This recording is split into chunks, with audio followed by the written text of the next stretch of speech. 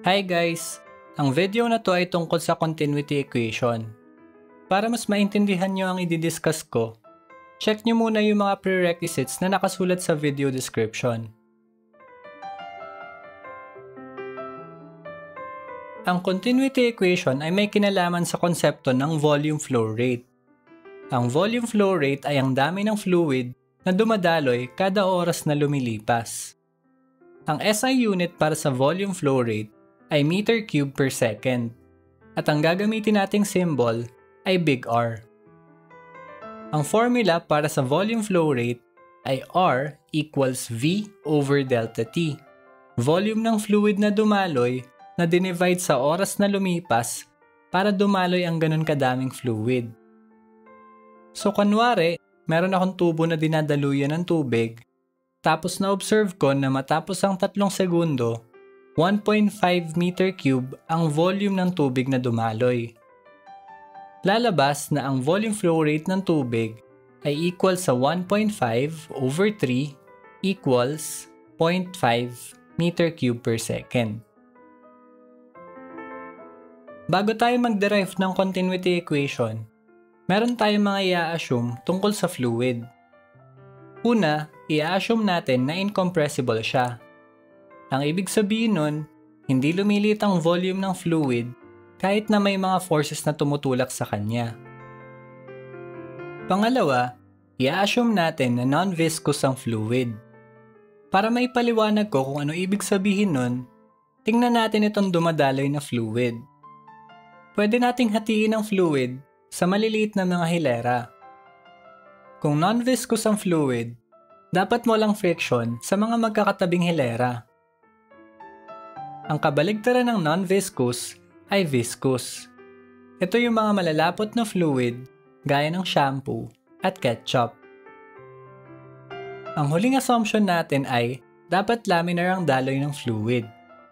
Ang ibig sabihin ng laminar ay hindi nagbubulbol ang daloy ng mga hilera ng fluid. Kapag nagbulbol na yung daloy, kagaya ng sa daloy ng usok, ang tawag doon ay turbulent.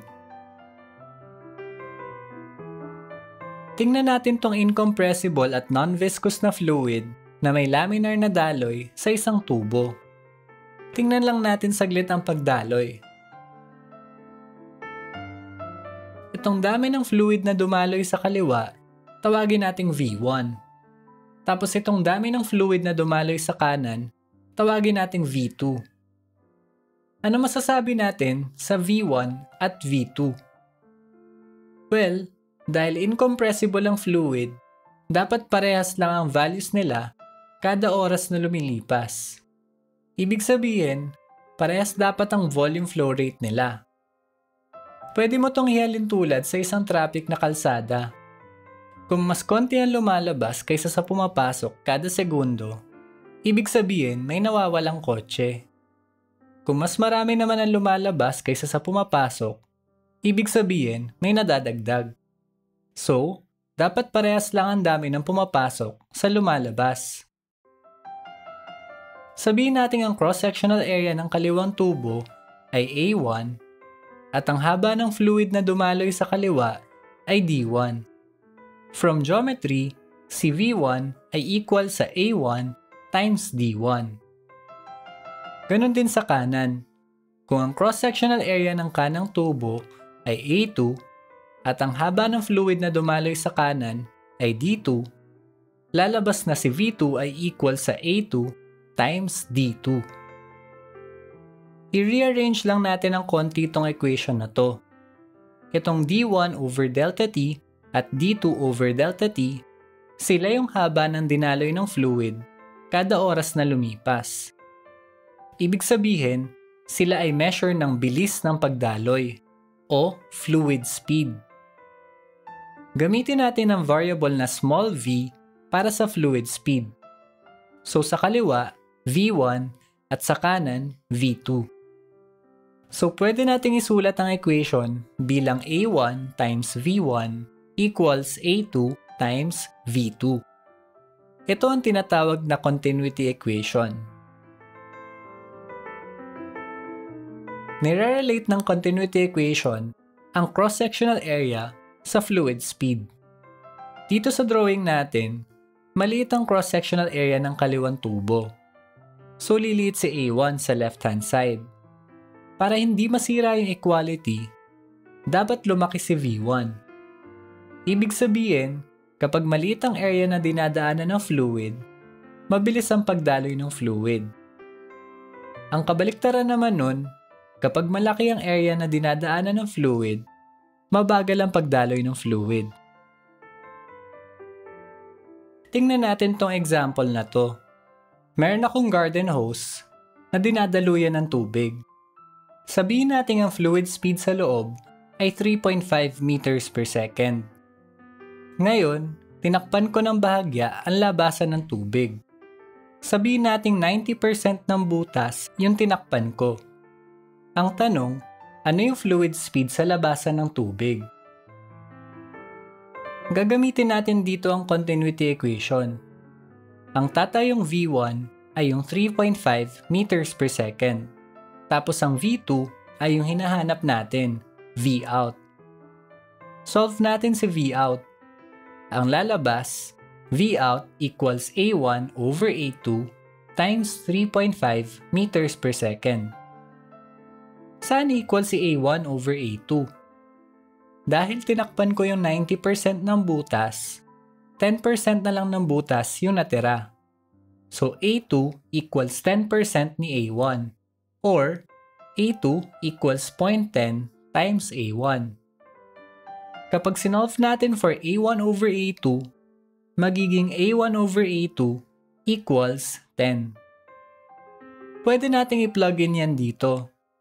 So ang Vout ay equal sa 10 times 3.5 meters per second or 35 meters per second. Lagyan natin ng follow-up question. Sabihin natin ang diameter ng garden hose ay 2 cm. Ang tanong, gaano kadaming tubig ang dadaloy sa loob ng isang oras? Sa pag-derive natin ng continuity equation, natuklasan natin na ang volume flow rate ay equal sa A times V, cross-sectional area, times fluid speed. Since binigyan tayo ng diameter D, kailangan isolve natin ang area ng butas gamit ang formula na pi over 4 times D squared. Plug in na tayo ng values. D is 2 cm, pero dapat i-convert mo muna to meters. So, 0.02 meters. Anong V yung gagamitin? Since ang kinuha nating area ay yung area ng garden hose, dapat ang kunin nating fluid speed ay yung fluid speed sa garden hose, yung 3.5 meters per second. Kapag sinolve mo to sa calcu, ang lalabas ay 1.1 times 10 raised to negative 3 meter cube per second. Volume flow rate pa lang to. Para makuha ang volume, transpose natin si delta T sa right-hand side. Ang delta T natin ay 1 hour, pero dapat i-convert natin to seconds. Meron kang 60 segundo sa isang minuto at 60 minuto sa isang oras. So meron kang 60 times 60 equals 3,600 seconds sa isang oras. Kapag sinolve mo to sa calcu, ang lalabas ay 4 meter cube.